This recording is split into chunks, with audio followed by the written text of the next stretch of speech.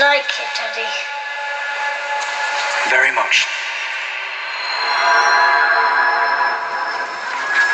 The Dark Lord will return. When he does, the boy will be in terrible danger. He doesn't need protection. The Dark Lord is gone.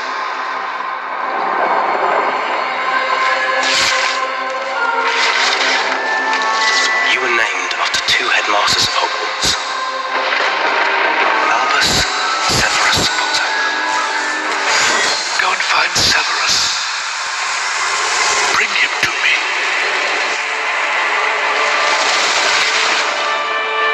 The sooner we find this child, the sooner you can put that pain in the past where it belongs.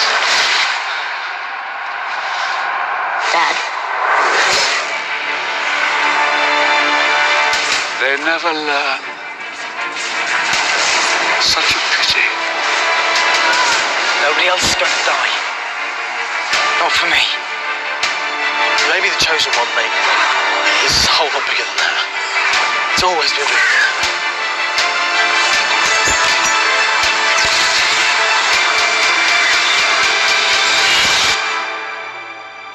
Harry Potter, I shall kill your child.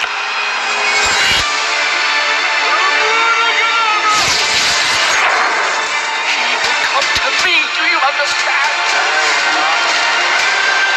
He intends to hunt them down and kill them. Fight them all. Quickly. On November 22nd, 1995, Toy Story was released in theaters in the US. You couldn't take it home to watch it on your VCR until October 29th, 1996, 11 months after it opened. This is called the theatrical window, when a movie is shown only in theaters, and it's gotten way smaller over time. Toy Story 4 was released in June of 2019. To watch it at home, you only had to wait about 3 months.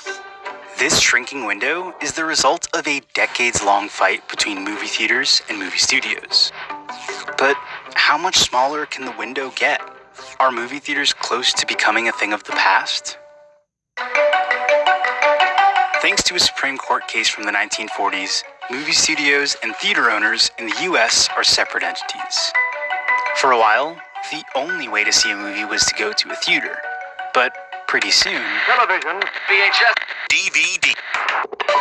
the days of theaters being the only way to watch a movie are long gone. To defend against those new competitors, theater owners have struck deals with movie studios to give them a window of exclusivity before a movie could be seen in any other format. Movie studios agreed because it worked for them too. We created these windows because they were really good for the motion picture business. That's Mark Zorati, a former Disney executive, From 1980 until 2010, but today he's the CEO of Cinemark Theaters. the third largest theater chain in the US and Canada. Theater owners generally want a longer exclusive window because they only make money while a film is in theaters. And even then, they're splitting ticket profits roughly 50-50. But movie studios have the opportunity to keep making money long after a film is shown in theaters. In fact, it's become essential for studios to recoup their investments on expensive films. In order for you to break even, then you've got to go right down the line at multiple bites in order to make that all back.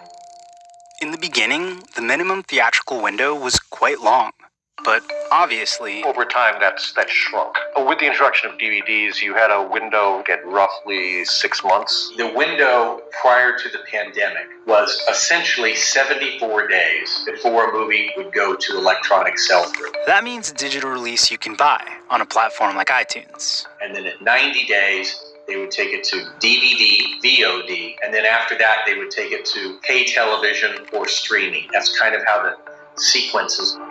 But studios haven't always gotten their way. In 2010, Warner Brothers' parent company proposed a window of 30 days, which theater owners didn't agree to. Netflix challenged the window a few years later, planning a movie release in IMAX and on Netflix at the same time. Major theater chains banned their films. One studio has been really persistent though. Universal has been probably the most public and aggressive about wanting to shorten the theatrical window. In 2011, Universal made plans to release the film Tower Heist on demand 30 days after it hit theaters. Some chains threatened to not show the film at all. Universal ultimately backed down and kept their window at 90 days. Ultimately, theaters need studios because they need movies to show.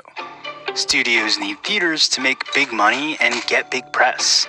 And that mutual need kept things stable for a while. Until theaters shut down due to the global Movie pandemic. theaters were forced to close their doors. They've been trying to survive the coronavirus pandemic. Bankruptcy could be in AMC's future. The power dynamic shifted a lot during the pandemic. in 2020, studios had newfound leverage, and one company struck while the iron was hot. Universal had this movie, Trolls World Tour, and they had two options. One, they could delay it, or two, they could test what they've always wanted to do and put the movie in theaters and on video on demand on the same day. And the caveat there is that there weren't any movie theaters open to play it. Trolls World Tour quickly became the highest grossing digital release ever. It made more money for Universal in 3 weeks at home than the original film did in its theatrical run. NBC Universal's head of film told the Wall Street Journal, "As soon as theaters reopen, we expect to release movies on both formats." In other words, in theaters and on demand at the same time. The two biggest theater chains in the US fired back by saying they'd never show Universal films again. But things were different now. The major film studios had restructured to make streaming their primary focus. Warner Brothers released their entire 2021 slate in theaters and on HBO Max at the same time. Disney and Universal made a similar move.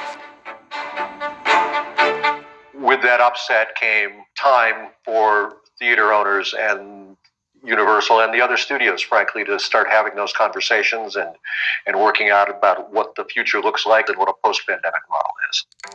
In 2021, the major theater chains made deals to shorten the window. Disney, Paramount, and Warner Brothers agreed to a 45-day window in 2022 and onwards. But Universal got its own deal with the big theater chains. They agreed to give theaters a portion of their video-on-demand revenue, and in return, they secured one of the shortest windows ever, 31 days for their biggest movies, 17 days on their smaller movies. But one thing that's noticeably absent from all these deals is any sign of a same-day release strategy, where a movie comes out on demand and in theaters at the same time. At what seemed to be their most powerful moment, studios decided to keep the theatrical window in place. That's partly because movie theaters are still pretty big moneymakers for studios. But it's also because movie theaters can sort of change how the public sees a movie. Streaming customers value theatrical releases more highly. It carries with it sort of an aura of quality. It eventizes a movie. It's a shared experience that helps become almost like a zeitgeist within the culture. The pandemic shifted the power dynamic towards movie studios and away from theaters. But it also showed that they still need each other. That doesn't necessarily mean theaters will be around forever, but if they can survive a pandemic, maybe they're stronger than we thought.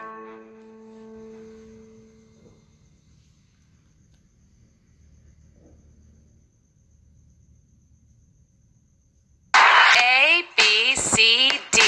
A, B, C, D.